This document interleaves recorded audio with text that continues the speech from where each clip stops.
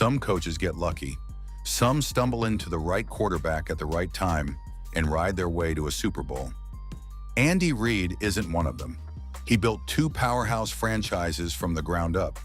He turned Donovan McNabb into a star, gave the Eagles their best era ever, then left and did it all again in Kansas City. Now, is he really the greatest coach in NFL history? Let's talk with some numbers. Andy Reid never had the look of a star player. Back at BYU, he played offensive tackle, but no one saw him as a future NFL talent. He wasn't the fastest, he wasn't the strongest, but he was always thinking. While other players focused on their own assignments, Reid wanted to know how everything fit together.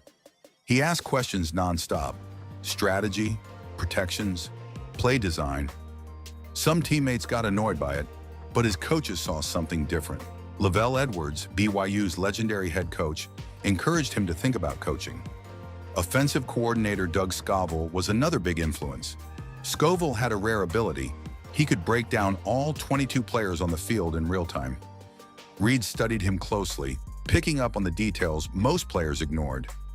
Even when he wasn't on the field, he was analyzing the game. He spent time as a sports writer, scouting opponents and projecting how players would fit in the NFL. He didn't know it yet, but everything he was doing was leading him toward a future on the sidelines. His big break came in 1992 when Mike Holmgren hired him as an offensive assistant with the Green Bay Packers. The two had crossed paths at BYU, and Holmgren had promised to bring Reid on board one day. He kept that promise. Reid started at the bottom, but he soaked in everything. Holmgren was a mastermind of the West Coast offense, and Green Bay was building something special. By 1997, Reid was working as the quarterback's coach, which put him right alongside Brett Favre. Favre played on pure instinct. He could make magic happen, but he could also make reckless mistakes. Reid helped him clean up his game. That year, the Packers won the Super Bowl, and Reid's reputation started to grow. He wasn't just another assistant. He was a problem solver, a guy who could take raw talent and make it better. Then came a job offer that shocked a lot of people. In 1999, the Philadelphia Eagles hired him as their head coach. He was 40 years old. He had never been an offensive or defensive coordinator. A lot of fans and analysts questioned the decision. How was a guy without top-level play-calling experience supposed to turn around a struggling team? Before he arrived, the Eagles were stuck in mediocrity. No direction, no real identity. But Reid changed that fast.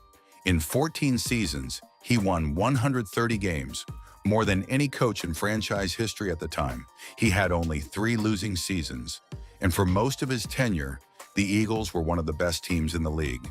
Between 2000 and 2004, they went on a dominant 59-21 run. Year after year, they were right in the mix. And a big reason for that was the connection between Reid and quarterback Donovan McNabb.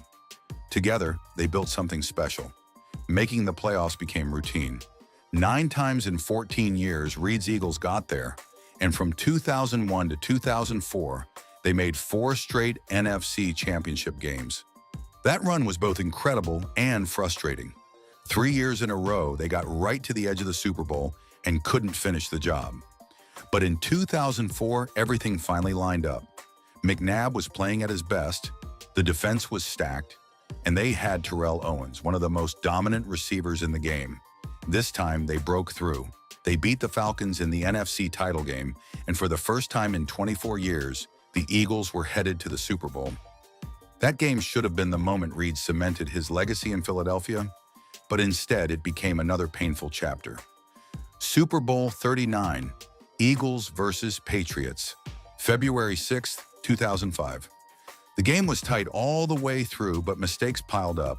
McNabb threw 3 touchdowns, but he also threw 3 costly interceptions. Meanwhile, Owens put on a heroic performance, 9 catches, 122 yards, all while playing on a broken leg. But it wasn't enough. The Eagles lost 24-21. Another close call, another what-if moment. Even though he never won a championship in Philly, Reid's impact was massive. He didn't just build winning teams, he shaped careers. McNabb became the face of the franchise under him. The two won 99 games together and reached 5 NFC championship games. McNabb later said Reid was like a father to him. In 2013, the Kansas City Chiefs were a mess. They had just finished a brutal 2-14 season. The locker room was in shambles, the fan base was drained. The team had talent, but something was missing. Then Andy Reid showed up. Right away, everything changed. In his first season, he took that same roster and turned a 2-win team into an 11-win playoff contender. It wasn't luck. It wasn't a fluke. Reid brought stability. He brought confidence. He gave the Chiefs an identity again. The fans felt it too. That year, Arrowhead Stadium got so loud it set a Guinness World Record, 137.5 decibels. That wasn't just noise. That was a fan base waking up. Reid didn't just fix the team for a season, he built something that lasted. Over the next decade, the Chiefs became one of the best teams in the NFL. They didn't just win games, they dominated. 9 seasons with at least 10 wins. 7 straight AFC West titles. More victories than any coach in franchise history. No matter who was on the roster, Reid always found a way to win. But for years, there was one thing missing, a Super Bowl. Reid had always been one of the best coaches in football, but he had never won the big one. That changed in 2020, Super Bowl 54. The Chiefs were down by 10 with 7 minutes left. Then they did what great teams do. They flipped the switch, 3 quick touchdowns, a comeback for the ages. Kansas City's 50-year championship drought was over. That could have been the peak. It wasn't. 3 years later, the Chiefs won Super Bowl 57, taking down the Eagles with a last-second field goal. The very next year, they did it again, beating the 49ers in Super Bowl 58. 3 rings in 5 years, a dynasty. None of this happens without Patrick Mahomes. When the Chiefs drafted him in 2017, Reid knew exactly what he had. He didn't throw him onto the field right away. He let him learn. And when Mahomes finally became the starter in 2018, he exploded. 50 touchdowns, an MVP season. From that moment on, he and Reid were unstoppable. Since Mahomes took over, the Chiefs have made the playoffs every year. They've reached 5 Super Bowls in 6 seasons. And every time the game is on the line, Mahomes and Reid seem to have an answer. Mahomes has said many times that Reid's trust gives him the freedom to play his style of football. The no-look passes, the off-balance throws, the impossible plays that somehow work. Reid doesn't just allow it, he builds an entire offense around it. Andy Reid isn't just a coach, he's a problem solver. Every game, every play, he's looking for an edge. His offense isn't just about speed or talent, it's about thinking faster than the defense.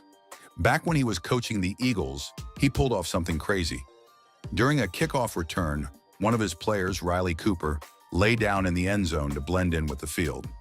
When the ball was caught, Cooper jumped up, took a lateral pass, and ran 93 yards. The play was genius. The only problem? A penalty wiped it out. But that's Reid, always thinking outside the box. And when it comes to scoring in the red zone, nobody's better. Some teams get conservative when they're close to the goal line. Reid sees it as an opportunity. He spends hours designing plays for those moments. Jet sweeps, shovel passes, misdirection. It's all part of his game plan. But what really separates him? Quarterbacks. The list of guys he's coached says it all. Brett Favre, Donovan McNabb, Alex Smith, Patrick Mahomes. He doesn't force players into a system. He builds a system around them. Andy Reid has spent more than 2 decades doing what most coaches can only dream of: winning, adapting, and winning again. His coaching record is unreal. He's got 273 regular season wins and 28 playoff victories. That makes him the 2nd winningest coach in NFL postseason history, just behind Bill Belichick. And the way he's going, he might just catch him. What makes Reid different isn't just the number of wins, it's how he gets them. He's been running the show for 26 seasons, and somehow he's still ahead of the curve. Right now, he sits at 301 total wins, which puts him 4th on the all-time list. Only Don Shula, Bill Belichick, and George Halas have more. He reached that milestone in 2025 when the Chiefs took down the Texans in the divisional round. And since he's still coaching, he's got time to climb even higher. But records aren't just about numbers. They're about doing things no one else has done. And Reid has a habit of making history. He's the only coach ever to win at least 100 games with two different teams. He won 140 games in Philadelphia, then crossed the 100-win mark with Kansas City in 2021 against, of all teams, the Eagles. By now, he's blown past that number. Two franchises, two dominant eras, same coach. Then there's his run in the conference championships. He took the Eagles to 4 straight from 2001 to 2004, finally reaching the Super Bowl in that last season. Then he did it again with the Chiefs from 2018 to 2021. No other coach has ever done that with two different teams. It's one thing to build a winning culture once, but to do it twice? That's rare. Andy Reid isn't just a great coach, he's one of the best to ever do it. And the way things are going, he's not finished yet.